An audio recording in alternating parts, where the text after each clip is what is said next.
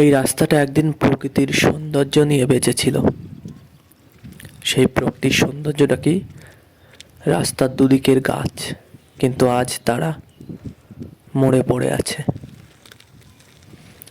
জানি না প্রকৃতির দুর্যোগে এরা মারা গেছে কিনা, রাস্তার দুপাশের গাছগুলো, কিংবা মানুষ হত্যা করেছে কিনা, কিন্তু আজ সেই সৌন্দর্য পৃথিবীর থেকে তথা এই প্রত্যন্ত গ্রামের এই রাস্তাটি থেকে চিরতরে মুছে গেছে। তারা প্রাগৈতিহাসিক হাড় কঙ্কাল পাঁজর নিয়ে যেন পড়ে আছে এই পৃথিবীতে। রাস্তার দুপাশে এখনো বিলের সৌন্দর্য অনুভব করা যায়, কিন্তু গাছের সৌন্দর্য চিরতরে বিলীন হয়ে গেছে। একদিন কত পাখির কলতানে মুখরিত হতো এই পথ, কত মানুষ আসতো এখানে, কিন্তু আজ তারা কেউ আসে না। কারণ এখানকার যে সৌন্দর্যের যে দিশারি, তারাই আজ এই পৃথিবীতে বেঁচে নেই।